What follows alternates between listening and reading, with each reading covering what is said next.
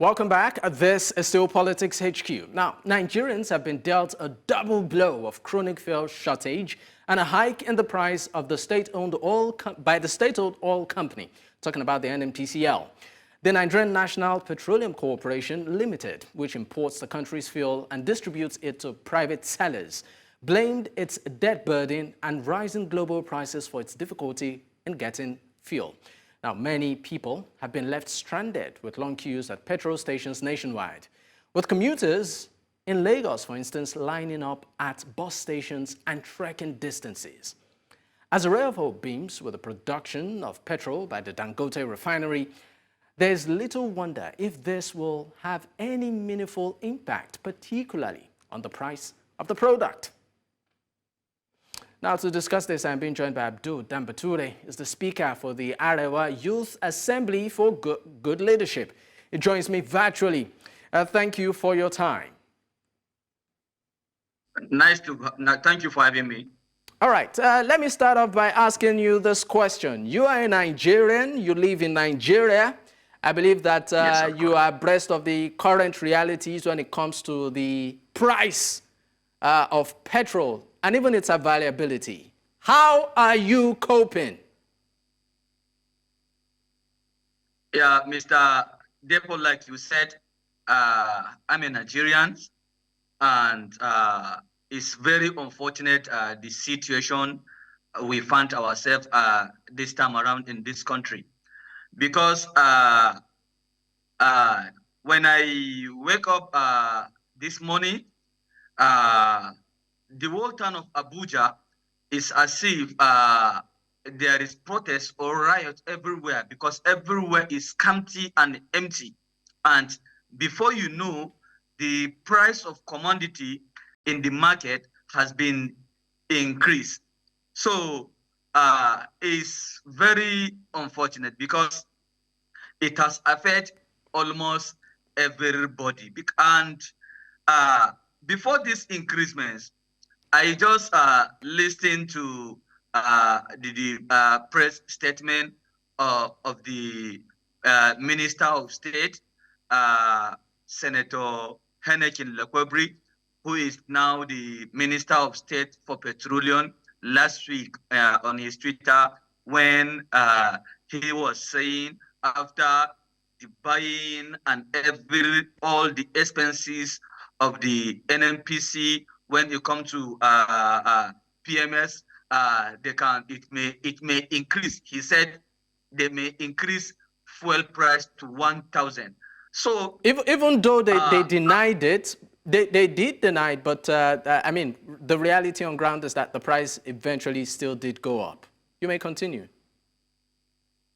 Yes, I'm trying to say something here, because for someone like Henekin Lekwebri, who is the Minister of Petroleum, to come out with such statement, and before you know, NNPC has now increased the price of fuel for about almost 800 and something, whereby some other filling stations have been selling their own 1,000 to 1,002, like all these villages, 5 villages in the north, like Taraba State, Sokoto, and Kano. Some other places have been selling their own fuel almost 1,002. So we find it very difficult, and it's very unfortunate for us to see ourselves in a system like this, whereby we will have a leaders, we will have a representative that they are not ready to serve the people. So I think if someone like the Minister of Petroleum, Henekin Lekwebri, will come out and said such kind of thing, I don't think he deserves to be Minister of Petroleum. And I think it's high time for us to call Nigerians, for us to call international body for the resignation of State Minister of Petroleum, Henekin Lekwebri, for him to resign, because he is incompetent. He is not capable for him to be Minister of Petroleum. In fact, fact, anyway, I mean, is the Minister of State, but I mean, what do you also say about Nigeria's Minister of Petroleum, who also happens to be the president? No, you see, this is a system that happened right from Obasanjo regime. You will now see a president. We now see a president will now appoint himself as the Minister of Petroleum, Senior Minister of Petroleum. And between you and I, if you come to look at it, I think the president doesn't have time to look to be the president of to be the Minister of Petroleum. So if it doesn't have time, if I'm to follow you, I'm sorry, Abdul. If I'm to follow your line of thought, if the president is very busy, and maybe might not have that opportunity to really look, after what that office entails, why is it not appointed somebody as the Minister of Petroleum? Why is he still sitting in that office?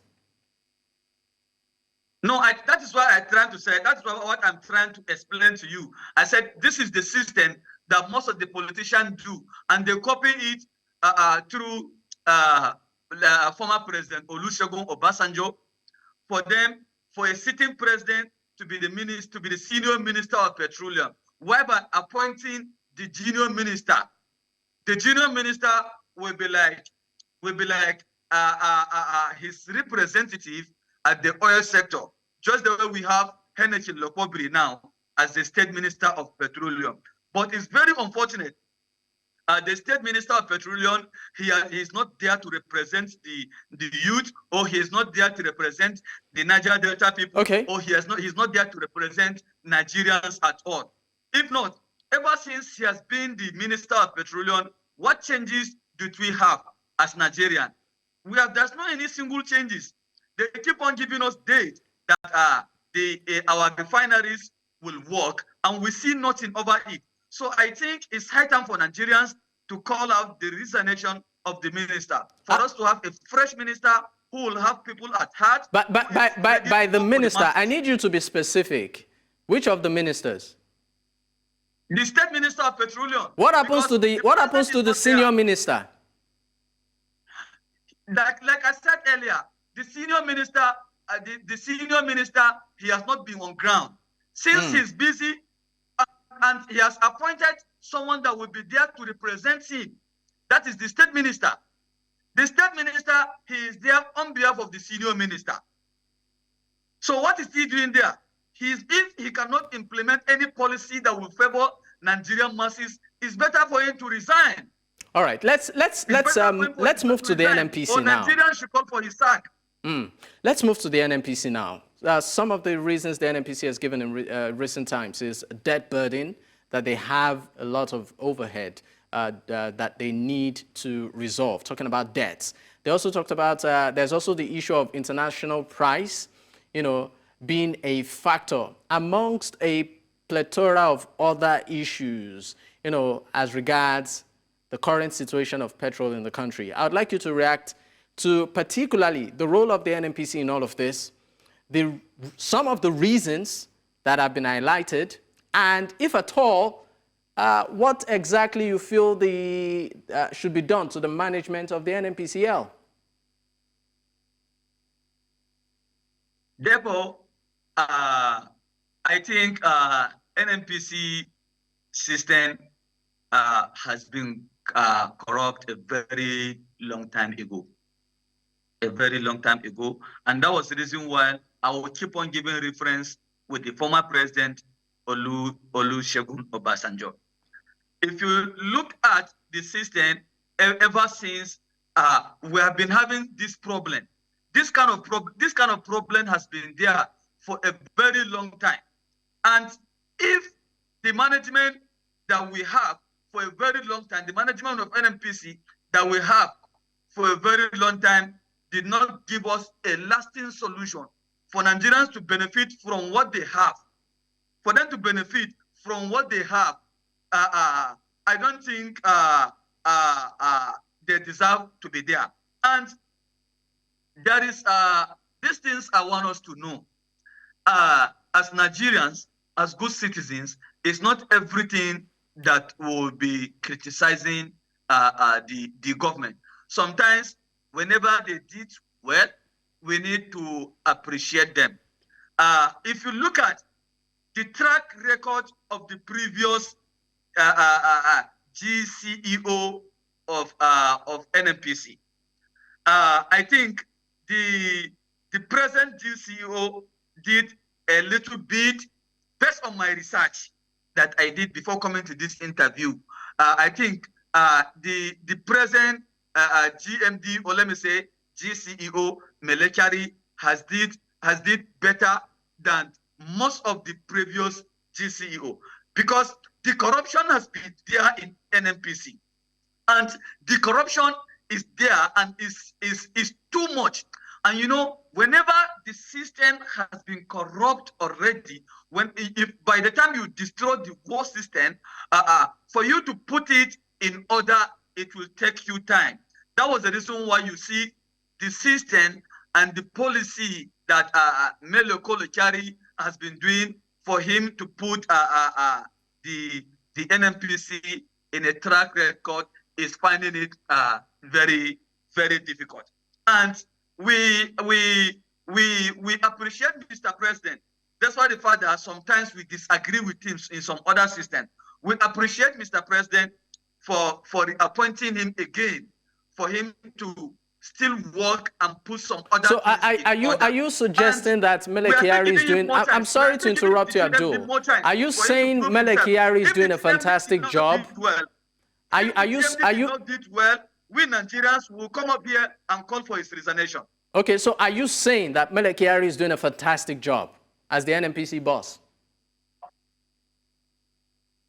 Yes, if you check the track record of the previous GMD of NNPC or GCEO of NNPC, I think he's either the 19th GMD of you have in the NNPC. Check the track record. If you check into their track record, and if you see the kind of policy and the program that Mele Kyari has implemented to NNPC and to Nigerian economy at large, I think he is the best among the whole GMD. I'm sorry, I'm really trying to, I'm trying to understand exactly how this policies, I'm sorry, Abdul. I'm sorry to interrupt you. I'm trying to understand how these policies, you know, have been fruitful or even benefited Nigerians, because Nigerians are now buying a liter of petrol at over 800 naira. That's official rate. But many Nigerians, in reality, are getting it as high as 1,200 from what it used to be. So how is that a pass mark for him? You see, Mele Kyari, he is just a senior staff among the management team. And you and I has been discussing, you asked me issue about the management. So I am telling you how far the management has been going under Mele Kyari. But when it comes to issue of what Nigerians should benefit, what Nigerians did benefit, or what did Nigerian benefit at large, that I will keep on mentioning the minister, because the Minister of Petroleum, he was there. He was the person that the president appointed him to represent him on behalf of Nigeria. So if he cannot protect the interests of Nigerians, it's better for him to resign. All right. It's better for him to resign, because he was the person that he is there to represent the masses as the Minister of Petroleum, State Minister of Petroleum. All right. So if he is not there to serve the masses, it's better for him to resign. All right. Abdul Dambature, I might need to leave you for a moment. The hardship is too much. I might need to leave you for a moment. Let me bring in Victor Ani-Laju. He's a politician and former NNPP presidential aspirant. You know, he joins also virtually from Lagos.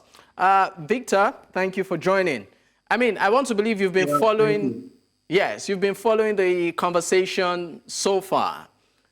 Looking at the current situation in the country, quickly, if you would like to react to what he said concerning Mele Kyari. Has he done a fantastic job? The Minister for State for Petroleum, for instance, have they done well? The Minister of Petroleum also happens to be the president.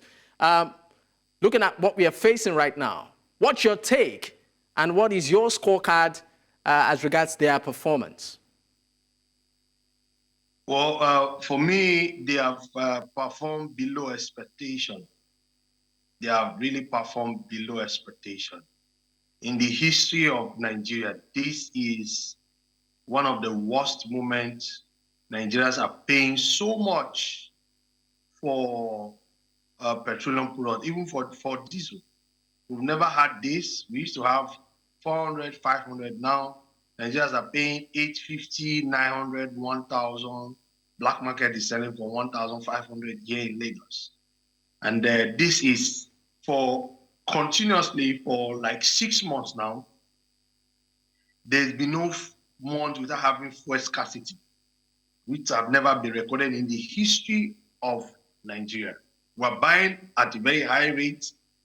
The products are not available. The products are scarce. And for me, we want to say the APC-led government are not doing Nigeria any good. We used to think that Buhari regime was bad, but this is worse. This is, when you say worse, this is what. There is nothing good to write home about. No good news from one issue. Pump price keep on increasing. And we all know that at some point, this is going to enter like 1,000 naira official price for premium products, for that's your fuel, right? And which is not good. There is no need for us to come up here and start defending anybody, right? From the presidency down to the minister, down to the NNPC boss, they have not performed well when it comes to making a petroleum product available. Petroleum product need to be available and affordable. So that's why I said, let's first of all try to make it available first. Right. For making it available, we have to start to make it affordable. But right now, it is not available. It is not affordable. So I mean, Victor, you said that they have performed way below bar. I mean, shouldn't heads have rolled by now? Yes, yes. But you know how the APC-led government, how that they do their thing. They will never punish anybody for failure for delivery. The APC-led government is always like that. APC-led government have shown a very bad level of performance in governance in this country. Nigeria have never been this worse since the history of this country. Even during the military regime, we never had it this bad like this. And I still don't understand what the APC-led government are doing. Why can't the APC sit down and put their house in order for the good of their name? Because the truth about it is that there is nothing you can write good about the APC. Is it power? Power is zero. Is it force? Force zero. Is it school? Education? Education now is now more expensive. Is it food? There is no food. There is hunger in the land. Is it employment? Up to about 50% of Nigerian youth today don't have the job. All right, Victor. Don't have job. So I'm sorry to interrupt you. It's worse off. So I'm sorry to interrupt you, Victor, but I understand that we are pressed for time. Let me go quickly back to Abdul. 30 seconds. The Dangote refinery is up, producing premium motor spirit, also known as petrol now. Do you see that impacting on the availability and also the price of the product, you know, at the dispense level for the average Nigerian?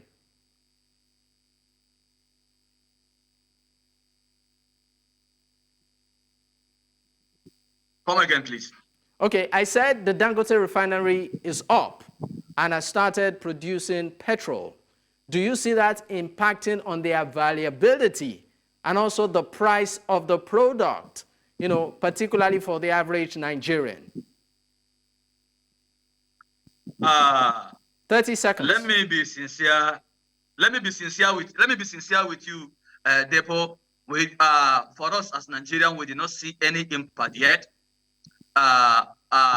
Because he started operation yesterday, and we hope to see more changes. But for now, we did not see any single changes in it, because NNPC are the sole buyer of the petrol from Dangote. And you see what they did just recently. They increased the fuel price. And all right, the increasement of the fuel price affected the poor masses. So we did not feel any impact on it up to now. All right. Quickly, Victor, your take. 30 seconds. Yeah, you know, like I've always said, what we need to do is to make sure that the fuel is available and also affordable. So there's a thing about Dangote refinery can make it available, but how affordable it will be, I'm not sure of it, right? Because Dangote itself has been known for paying more for his goods and services, right? All right. For reasons I don't know, it could be because of the government part of it, because Dangote, like, and as I understand his business, Gentlemen, I'm sorry, but we need to go. Right? We need to go. Thank you so much. We are sincerely pressed for time, but thank you so much for being on the program. Of course, a very amiable guest, Abdul Dan Bature, thank you for your time, and also Victor Ani-Laju. Gentlemen, thank you for your time. Thank you. Thank you very All right, much. and that's a wrap on today's episode. But before we go, let me leave you with this. Now, I'd like to, of course, talk about the ongoing fuel crisis in the country, which has become increasingly evident, and the manifestation of a profound systemic illness, of course, which is characterized by rampant mismanagement, entrenched corruption, and systemic neglect. Now, since the announcement of the increment in the pump price of petrol by the NNPC from 617 naira per litre to 897 naira per litre, the price of everything, especially transportation, have gone up in less than 24 hours. T-fare, for instance, from the mainland in Lagos to the island now costs about 1,500. That's for just a one-way trip. As I'm talking to you right now, I've parked my car for over 2 weeks, and it's gathering dust simply because of the current situation. My big question is, what is our Minister of Petroleum, which is Mr. President, doing? And why is he still out of the country at this critical time? Why have heads not rolled, particularly within the NNPC and its affiliates? Nigerians deserve better. They deserve a governance framework that genuinely prioritizes their welfare, commits to investing in their future, and ensures consistent access to essential services as basic as fuel. Now, we are tired of being patient. We are tired of being taken for granted. Nigerians deserve a better life. And I'm saying, Mr. President, you need to sit up. Enough is enough. That'll be all tonight. Thank you.